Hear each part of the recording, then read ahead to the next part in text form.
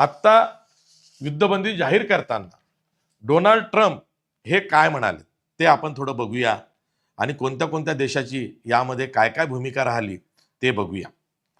बघा, अमेरिकेचे राष्ट्राध्यक्ष डोनाल्ड ट्रम्प यांनी आज जी घोषणा केली की आम्ही तात्पुरती 2 आठवड्यांची युद्धबंदी करतो आहोत आणि तसं करत असताना ते असं म्हणाले, मी वाचून दाखवतो मुद्दामून, म्हणजे पूर्ण वाचत नाही पण त्याचा अर्थ सांगण्याचा प्रयत्न करतो. President Donald J Trump makes a statement on Iran.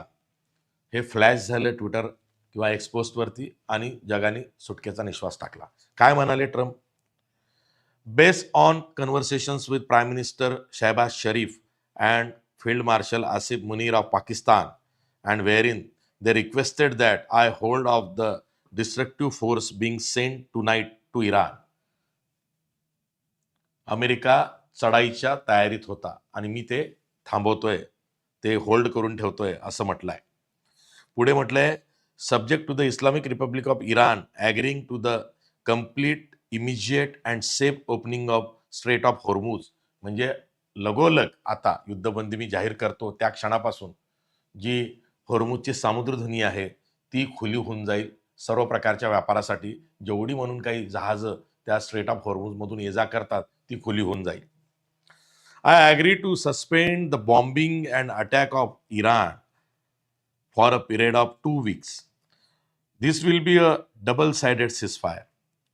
The reason for doing so that we have already met and exceeded all military objectives and are very far along with a definitive agreement concerning long-term peace with Iran and peace in the Middle East. आम्हाला Iran आणि आखातामध्ये किंवा मध्य आशियामध्ये आम्हाला शांतता हवी आहे असं वाटतं आहे आणि म्हणून आम्ही बॉम्बिंगही थांबवतो आहोत आणि ही सीजफायर कंटिन्यू करतो आहोत. आणि तसंही आमचं जे मिलिटरी ऑब्जेक्टिव्ह आहे, म्हणजे जे उद्दिष्ट होतं लष्करी, ते साध्य झालेलं आहे. इराणला आम्ही खूप क्षतिग्रस्त केलेला आहे असा दावा हा त्यांनी केलेला आहे. आता इथून पुढे चर्चा होतील, म्हणजे पाकिस्तानचे मध्यस्थी करण्याची जी भूमिका आहे त्यानुसार येत्या 10 एप्रिलला पाकिस्तानचे पंतप्रधान शहबाज शरीफ यांनी इस्लामाबादमध्ये अमेरिकेच्याही परराष्ट्र मंत्री किंवा त्यांच्या प्रतिनिधीला चर्चेसाठी बोलावलेलं आहे, इराणलाही चर्चेसाठी बोलावलेलं आहे, चीनलाही चर्चेसाठी बोलावलेलं आहे, ओमानला बोलवलेलं आहे, टर्कीला बोलवलेलं आहे, इजिप्तला बोलवलेलं आहे, त्यानंतर सौदीला बोलवलेलं आहे. महत्त्वाचं म्हणजे आता अमेरिकेचा प्रतिनिधी आणि इराणचा प्रतिनिधी हा 10 एप्रिलच्या चर्चेमध्ये येतो का इस्लामाबादमध्ये ते बघायचं. आणि कारण अमेरिकेचे 15 कलम आणि इराणची 10 कलम यावरती ह्या निगोशिएशन्स वाटाघाटी होत आहेत आणि त्यासाठी 2 आठवड्यांची युद्धबंदी ही अमेरिकेनं लागू केलेली आहे आणि इराणनंही ती मान्य केलेली आहे.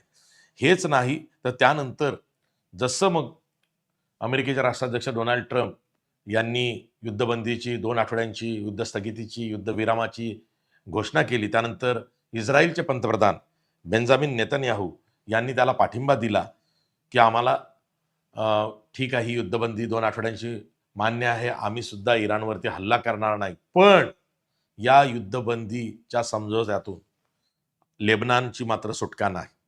यात लेबनान नाही. लेबनान आणि इस्रायलचे जे काही युद्ध आम्ही खेळतो आहोत ते आम्ही सुरूच ठेवू अशी वल्गना ही बेंजामिन नेतन्याहू यांनी केलेली आहे.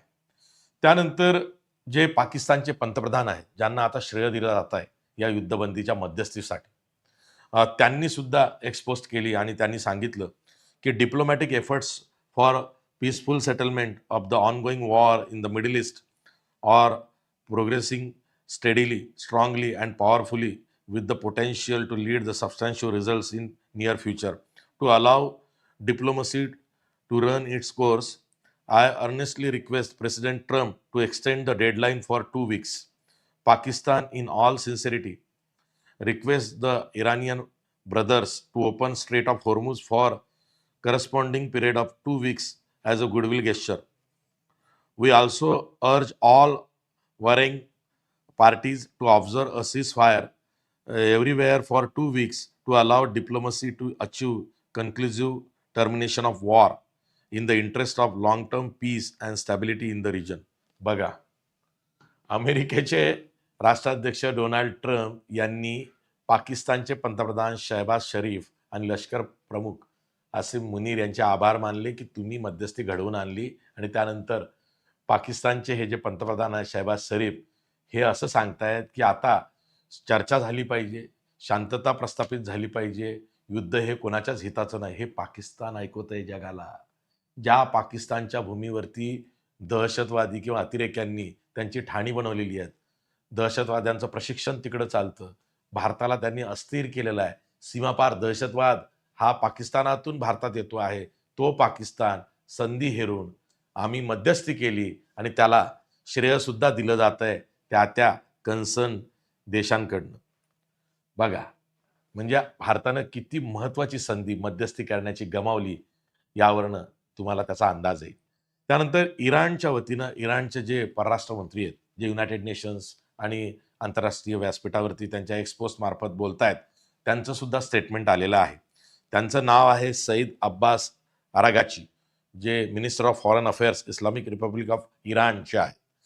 ते पण असं म्हणाले की on behalf of the Islamic Republic of Iran I express gratitude and appreciation for my dear brothers prime minister of Pakistan Sharif and field marshal Munir for their tireless efforts to end the war in the region. म्हणजे त्यांचे जे अथक प्रयत्न होते युद्धबंदी व्हावी त्यासाठी त्यांना यश आलेलं आहे आणि मी त्यांचे आभार मानतोय, असं इराणनी म्हटलंय. लक्षात घ्या.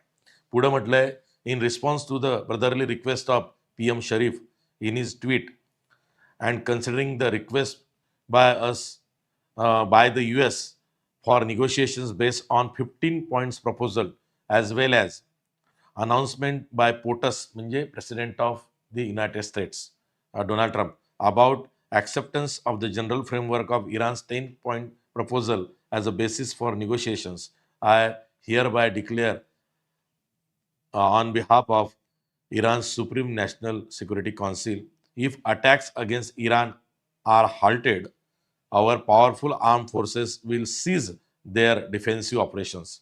For a period of 2 weeks, safe passage through the Strait of Hormuz will be possible via coordination with Iran's armed forces and with due consideration of technical limitations. Yes, हॉर्मुजची सामुद्रधुनी आम्ही खुली करतोय. आम्हाला तुम्ही सहकार्य द्या आणि आमचा जो 10 पॉईंट कलमी जो 10 कलमी प्लान आहे त्यावर तुम्ही विचार करा. आम्ही तुमच्या 15 कलमी ठरावावरती विचार करतो, अशी भूमिका आता इराणनं घेतलेली आहे.